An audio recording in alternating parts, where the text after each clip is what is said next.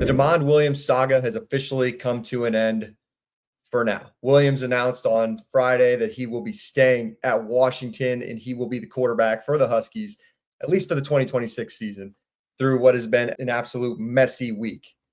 Is this a win for the NCAA? We'll cover all of that. My name is Jake. Welcome in. This is the Play the Fight Song College Football Show, where we give you guys college football content 365 days a year, where we cover everything from the transfer portal to game breakdowns and everything in between. So if you're joining us for the first time, subscribe to the channel, like the video, comment below any thoughts that you guys have. This is an interactive college football show, and we appreciate you guys tuning in. I really wanted to get my thoughts out just on what this situation means for college football going forward. Was this a win? What was the problem at hand? And can this be resolved overall moving forward with this new NIL era, transfer portal era? Was this a good thing for college football that Williams is now staying and is going to be the quarterback for Washington for maybe the rest of his career? We'll kind of have to wait and stay tuned on that.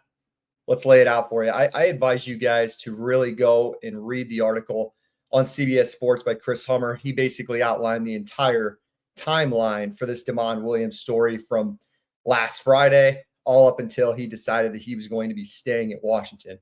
If you guys hadn't heard this story yet, maybe you've been living under a rock. That's what we're here for. Basically, quarterback for Washington, DeMond Williams, one of the young talents in the sport. Personally, for me, at least before going into this situation, one of my favorite players in college football. His ability to make plays is really something special. And he should be going into 2026 as, in my opinion, a top 5 quarterback within the sport. He re-signed with Washington last Friday. It's just weird to say.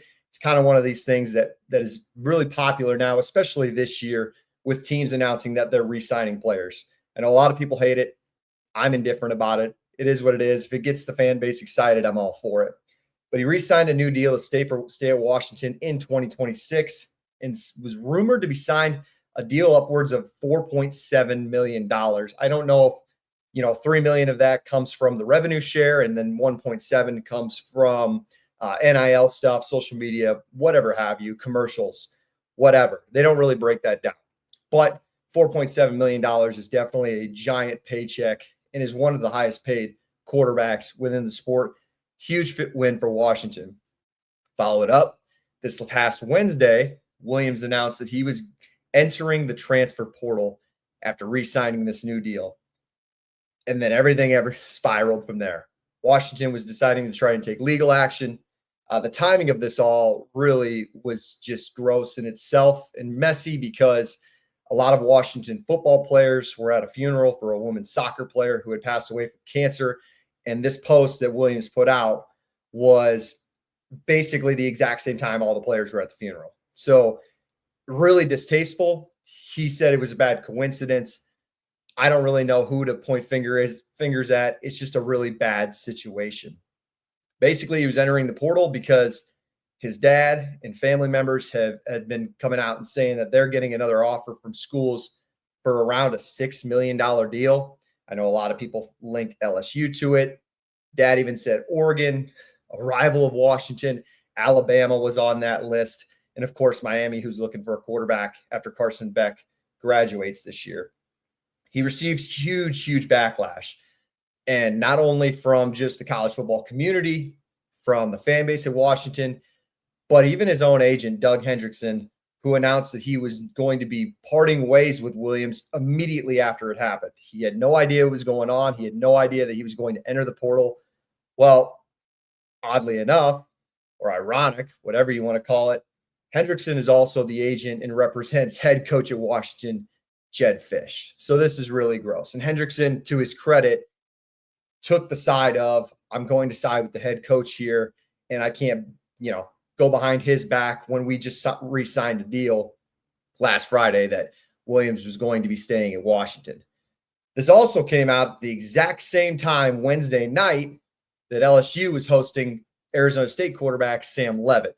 And everybody saw on social media, Leavitt sitting courtside on his phone watching the LSU basketball game with Lane Kiffin. So that probably just lost LSU a potential transfer quarterback as well, as Leavitt is visiting, I believe, Tennessee this weekend or Miami this weekend, and he just visited Tennessee a day ago. This is all just really, really bad. And nobody really wanted to get involved with Williams after he entered the portal. And everybody kind of saw the backlash they were receiving. And it's like, do we really want to take this kid in now and become one of, let's be honest, guys, if had Williams left, could have been one of the more unfavored players in college football. And that team might not be rooting for it. If he would have linked up with LSU, that could have gone down as maybe the most hated team in college football next year. But a lot of this really came from the advice from his dad. And that was where I'm getting to my next point is through all of this situation, we talk about there's a lot of bad adults in the room. Who exactly are these bad adults receiving or giving advice to these student athletes on what they should be doing with their lives? Like Williams, or I guess look at the Nico situation last year. Dad was heavily involved of wanting more money. Josh Heupel took his hands away and said, we don't want to get involved with that. We trust our system. And they let Nico go. And that was really the situation with Williams. His dad was basically reaching out to teams, getting different offers, trying to pitch that to Washington. And Washington, they gave the kid $4.7 million. They weren't going to go and give him the $6 million offer. Ironically, after all of this, Dad even reached out to Cordell Landers. For those who don't know who that is, Cordell was the guy who represented Nico through all this situation last year. So a young quarterback, one of the best in the sport, is just really getting involved with a lot of the wrong people. My situation is, yes, this sport has a lot of bad actors with the agents. There's a lot of agents out there that don't really have certification, don't really have credentials. You can basically be an agent for anybody in the portal or any college athlete right now and not have any background in being a sports agent, which is really gross. But what I've been seeing and what the big trend here is with a lot of the big storylines and a lot of this gross stuff is the parents. And it's funny, guys, right? Like you hear it all the time. Youth sports is really struggling right now. People don't want to coach. People don't want to officiate these games because of the parents involved. But guys, the same situation is happening at the collegiate level. It's just happening in a different aspect where these parents are going around, mainly dads, obviously, clearly being the father figure, wanting the best for your son, wanting the best for your athlete, and they're trying to go on their own and giving, reaching out to different schools, trying to get different deals. At the heart of it, parents want what's best for their kids, but a lot of times it gets foreshadowed by, is it really the best interest for their kids? And it's not even just parents. It's cousins, it's uncles, whoever it have you.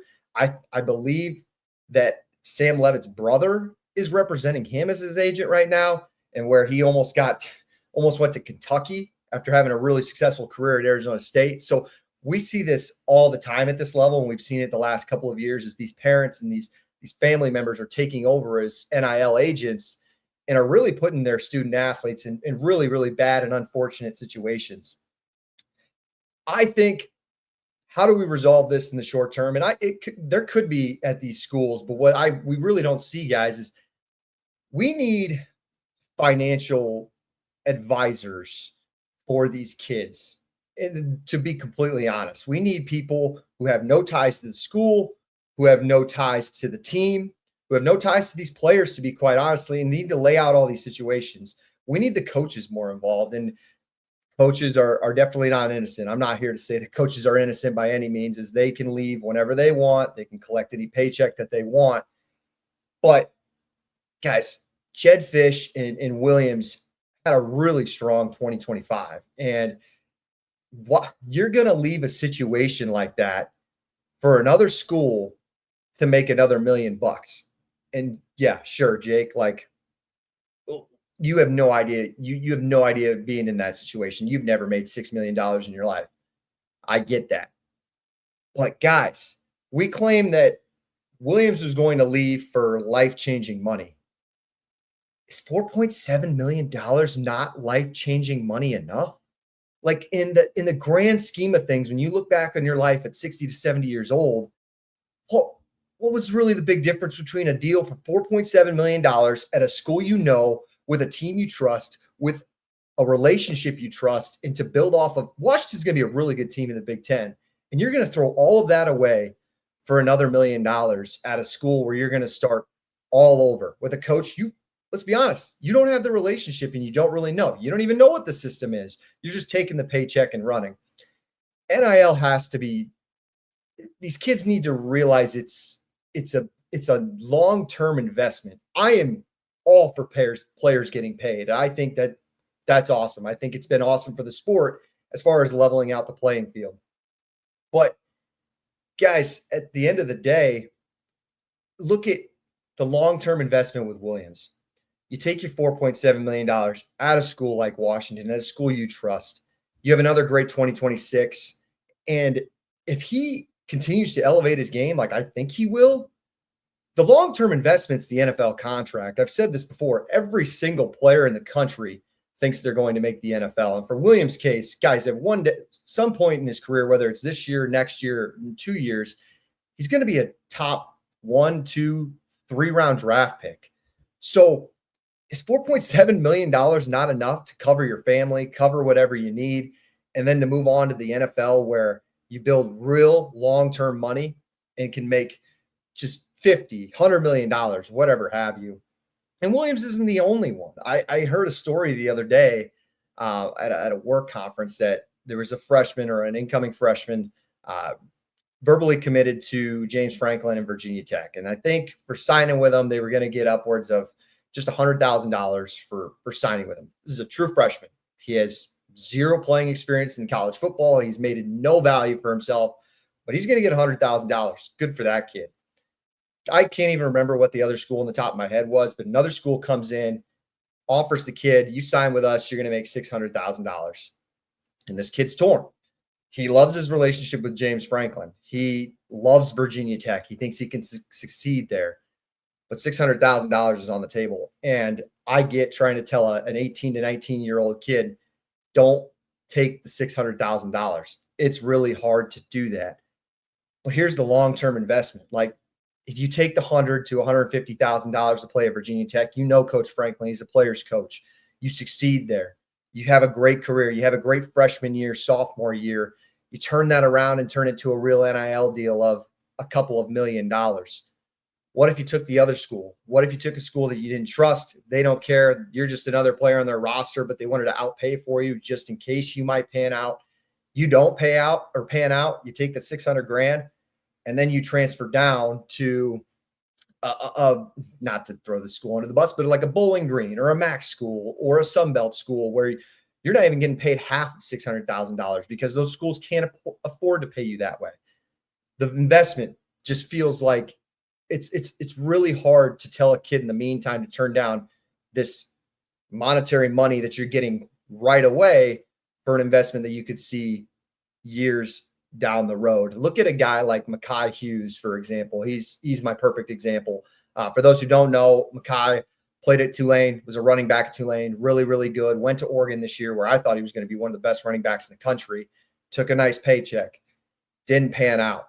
Didn't get any carries. Didn't play. And he sat out the rest of the year, 4 games in. He now looks at it. Where is he going? He's going to Houston now. Well, his tie to Houston was his old Tulane coach, Willie Fritz, where he could have just done that in the beginning. Maybe he goes to Fritz at Houston and after Fritz leaves from Tulane to go to Houston. Doesn't get paid as much, right? Doesn't get paid as much as Houston because we know Oregon's unlimited checks, but the opportunity for him to be a focal point in the offense and he makes his money as an NFL running back could have been there. Now, that's the great thing of the portal, right? You get a second chance. You messed up. Now you go to Houston. Maybe he's going to have a great year and can still revitalize his career.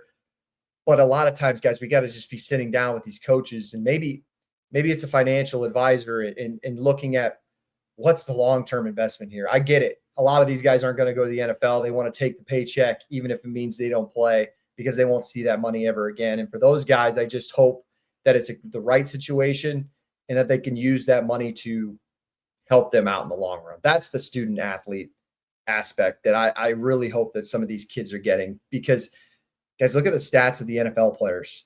There are a lot of people in the NFL that get triple, quadruple the amounts of what these NIL players are getting, these college athletes are getting, and they blow it all really quickly. Like, just because you're getting a huge paycheck doesn't mean that money's even going to be with you.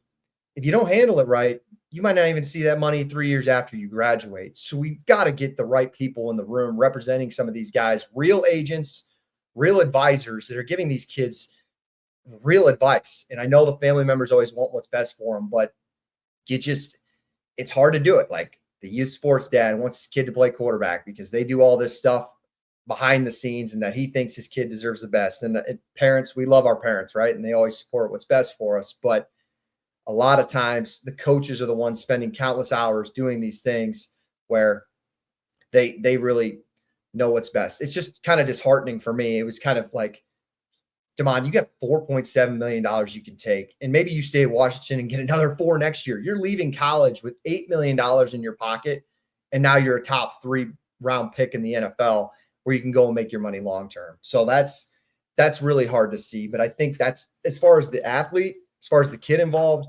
we've got to start looking at that better. That's a real issue that needs to be addressed. To the main point, is this an actual win for the NCAA and for college football? I think temporarily, yes, it is. This was a good, like, apparently Washington had, the contract signed. They were ready to take Williams to court. Would they have won? I don't even know. But it was enough to scare Williams to put a bad rep on his name, to go somewhere else. It was enough to keep him around.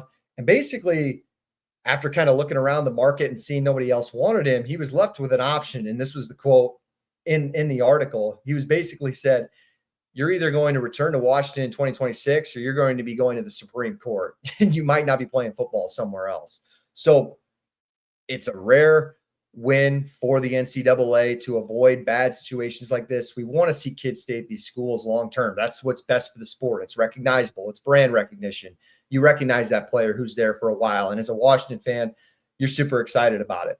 The people that say that is college football dead. This NIL portal, this NIL era, it's killing college football. It's the end of the sport. It's not. Quite frankly, it's not. Guys, college football has been evolving for over a century.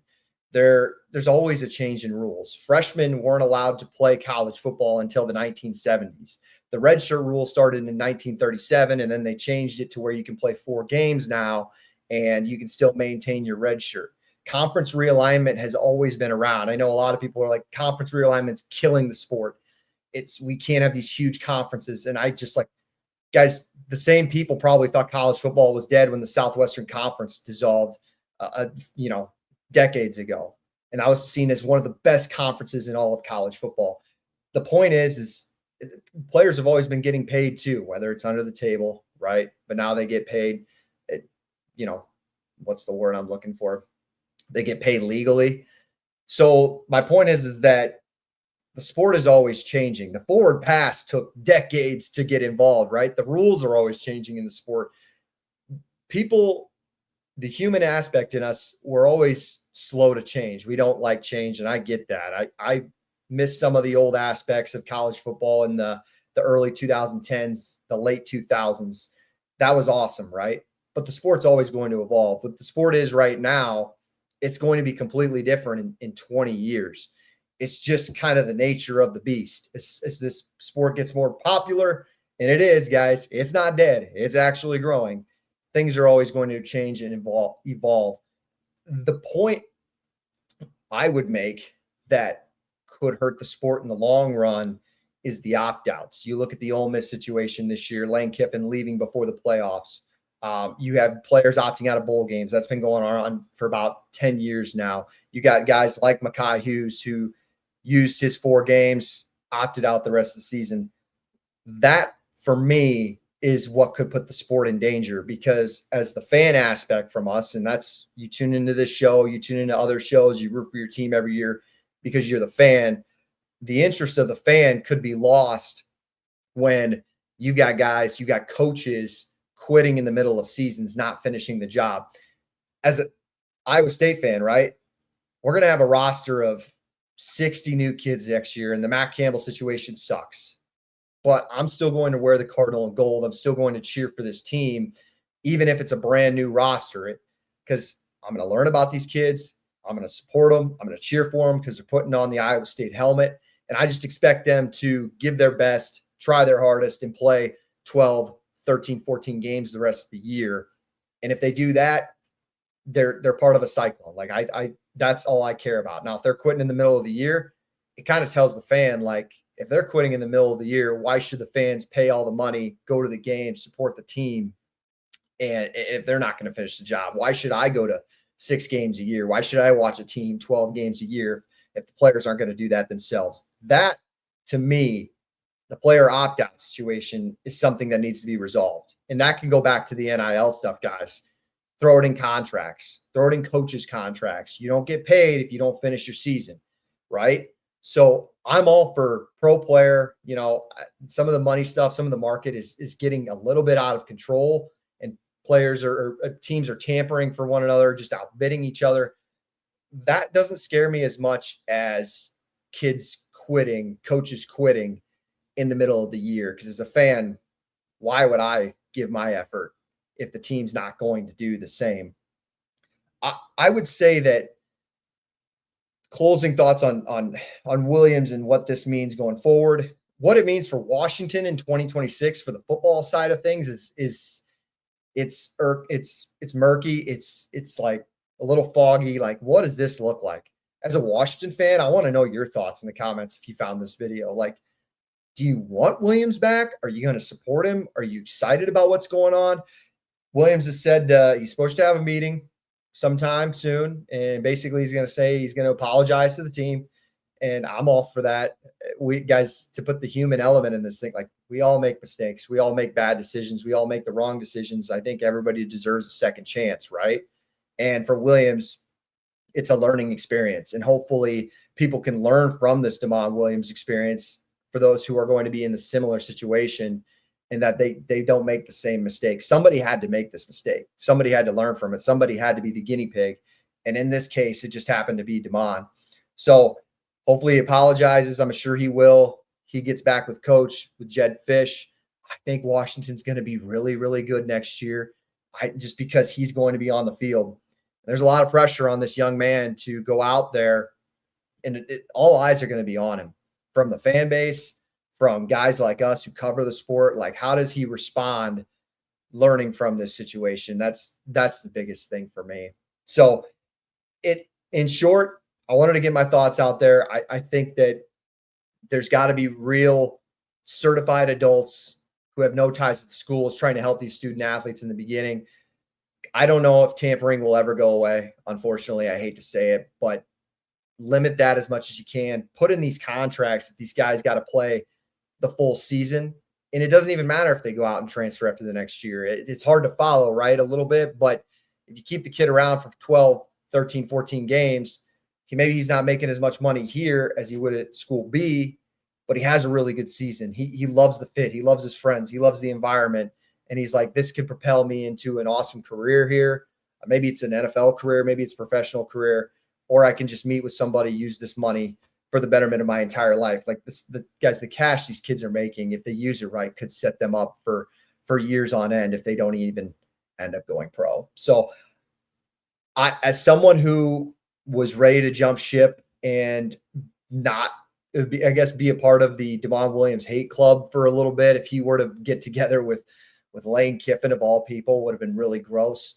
I am happy to see that he kind of learned. It all happened really quickly. He kind of turned back and was like, that wasn't a great decision.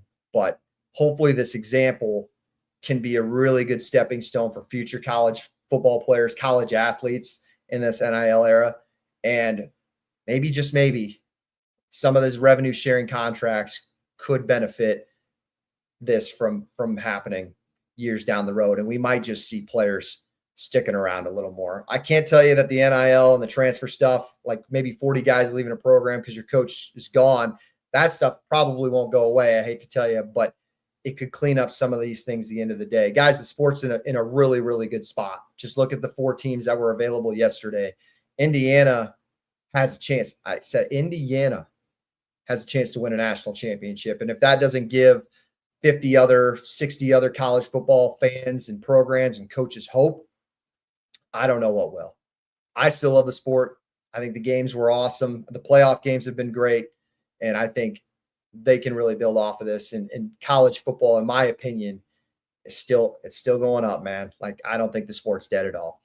Appreciate your guys' thoughts. Again, let us know in the comments what you guys have any thoughts on the player movement, on the coach situation, on this situation. If you're a Washington fan, what are your thoughts on all of this? Are you excited to have Williams back for 2026? I think you should be. I think you guys are going to be really good next year. Remember to subscribe to the channel, like the video. We cover college football content all year round here at Play the Fight Song. I'm just one of the co-hosts. I'm joined by my weekly co-hosts, Reese, Cam, and JP on our live Wednesday episodes each and every single week. Appreciate you guys. Have a great weekend. We will be back here very soon. And as always, how we send it out here, if you didn't know, let's play it.